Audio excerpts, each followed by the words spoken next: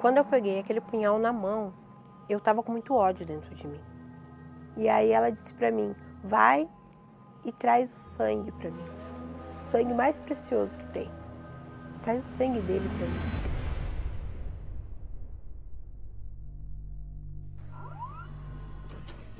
Eu fui fruto de um adultério.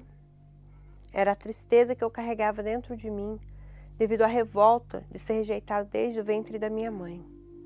E aí entrei em relacionamentos, não deu certo. E num desses relacionamentos eu queria muito ter um filho.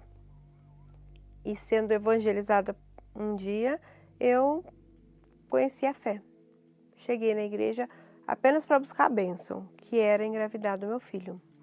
E recebi a bênção que eu estava buscando. Mas eu não buscava o abençoador, era só a bênção. E aí eu descobri que ele me traía com a própria babá.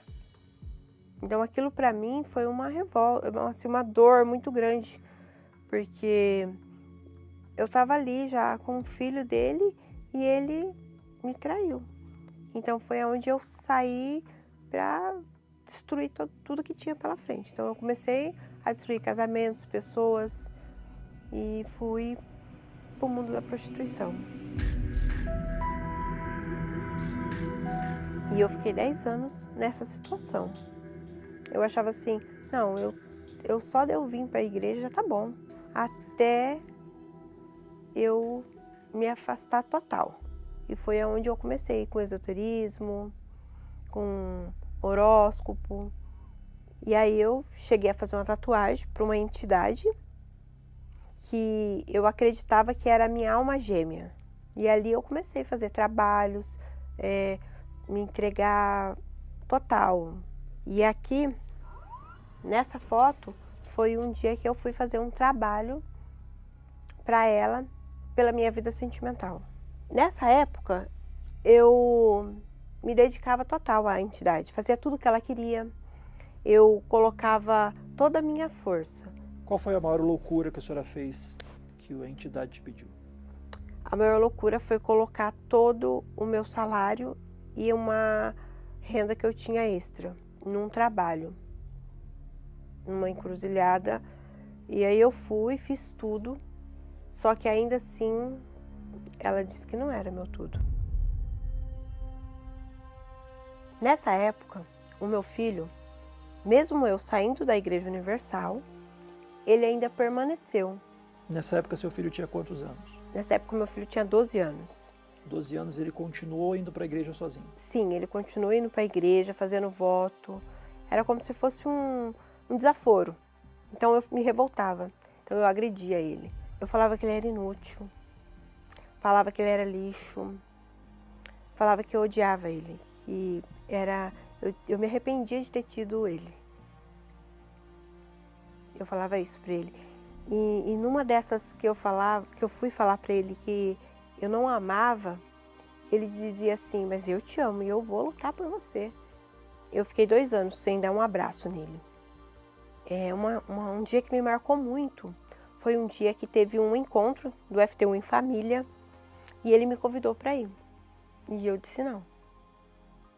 E aí ele falou assim, não tem problema, eu vou assim mesmo. Eu vou levar uma foto sua. E ele levou uma foto minha nesse dia. Cada dia eu fazia mais para as entidades. Cada dia eu buscava crescer ali dentro e ser alguém ali dentro. E a dor dentro de mim de não ter aquilo que ele tinha. Era como se fosse uma inveja. E aí foi aonde eu um dia coloquei a força total e fui fazer um trabalho. Fui fazer um trabalho para a entidade e a entidade simplesmente não aceitou aquele trabalho. E ela disse para mim, eu não aceito nem você e nem o seu trabalho. Porque o melhor que você tem não é isso aqui. O melhor que você tem está na sua casa. E aí ela disse para mim, vai e traz o sangue para mim. O sangue mais precioso que tem. Traz o sangue dele para mim. E aí talvez eu te aceite. E eu aí fui. Já tinha comprado um punhal. E aí eu falei, não, eu vou fazer isso e vou trazer aqui para a entidade. A senhora vai fazer isso com seu filho? Sim, com meu filho. E naquela noite eu saí e já fui para casa determinada. eu subi a escada e já fui direto no quarto. Na minha mente, eu ia colocar o punhal nele, eu dar uma facada no pescoço dele. Mas era seu filho, dona Mônica? Sim, era o meu filho. Mas eu sentia ódio, um ódio muito grande dele. Um ódio muito grande. Eu me sinto assim, envergonhada. E a hora que eu abri a porta, ele não estava dormindo. Eu vi ele de joelho, orando, aos pés da cama, e com uma foto minha na mão. E ali eu caí de joelho, chorando. E ele levantou, veio, me abraçou e falou para mim: volta para a casa do pai, que ainda tem jeito para a senhora. Um garoto de quantos anos? 13 anos.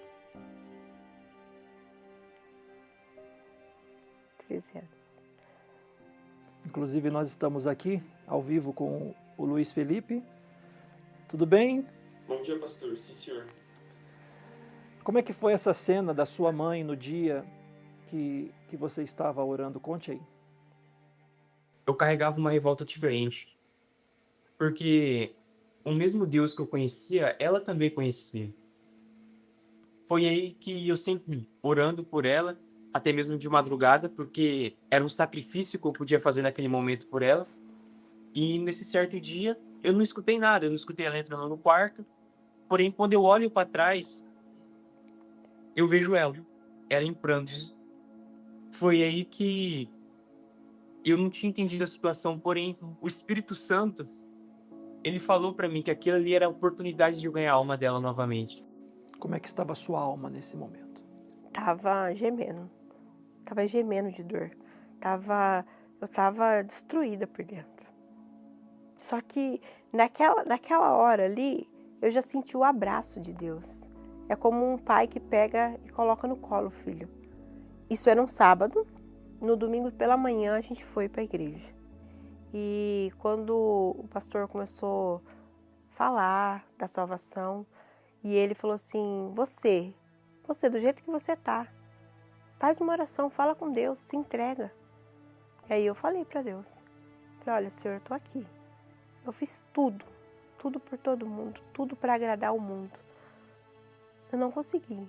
Mas se o Senhor me aceitar do jeito que eu tô, suja, eu não tô nem digna de estar aqui, eu sou. Mas se o Senhor me aceitar como tua filha, eu vou fazer muito mais do que eu já fiz lá fora. Quando ela pisou o pé na igreja, ali eu entreguei ela. Porque até então, era eu e Deus. Eu e Deus lutando para a alma dela. Porém, a partir do momento que eu tive consciência que ela trouxe ela na igreja, ali já não era mais eu e Deus, era apenas ele. Era apenas Deus. Inclusive aqui foi o dia do meu batismo, que foi por aspersão. Ainda estava no período da pandemia e ali eu decidi que eu ia mudar de vida, que eu ia mudar o meu caráter. Mas para isso eu teria que buscar a receber o Espírito Santo. E aí veio a fogueira santa da troca de espírito, que para mim foi um presente de Deus. E quando chegou o dia de eu subir naquele altar, eu não simplesmente subi. Eu fiz como se eu tivesse sendo o próprio sacrifício. Então eu me coloquei dentro daquele envelope. E eu falei para Deus, falei: meu pai, eu tô aqui como uma filha pródiga.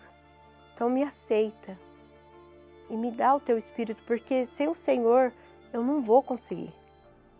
E ali eu senti uma paz, uma alegria que eu nunca tinha tido em todos os anos de vida. E em seguida eu já fui para casa e liguei para ele. E falei: filho, agora eu sou completa. Eu recebi o Espírito Santo. Eu recebi a maior riqueza da minha vida. A alegria dela também passou para mim, porque eu tinha certeza que aquela dor, aquele sofrimento, aquela rejeição tinha saído, tinha acabado. Eu posso dizer até mesmo que foi trocado o DNA dela. Hoje é uma pessoa amorosa, hoje ela me abraça, fala que me ama. Eu vejo como é bom você nunca desistir, Porque se ele tivesse desistido de mim, não seria nem eu, nem ele. É muita gratidão a Deus. Tudo é Deus, né? A gente está acostumado a ver mães lutando pelos filhos. Só que agora a gente está vendo o filho lutando pela mãe. Sim. Todos os meus propósitos na época eram em função dela. Porque o que adianta a minha alma ser salva e a dela não? Então, cheguei a fazer fogueira santa, propósito da FTU, FTU Teens em Família. Eu participava com a foto dela na mão. Sim, hoje estou preparando, e ele também está se preparando, para que eu faça como Ana, entregue o meu Samuel no altar. O que eu tenho para falar é que jamais desistir. Você pode orar, buscar, e fisicamente pode até não ver resultados. Mas a obra do Senhor Jesus é diferente da nossa. Os planos dele é diferente dos nossos. Então, apenas confie no Senhor Jesus, porque a vontade dele é perfeita. E jamais desista do familiar. Porque como o Senhor Jesus fez a obra na minha vida e na vida da minha mãe, ele também com certeza irá fazer na sua também.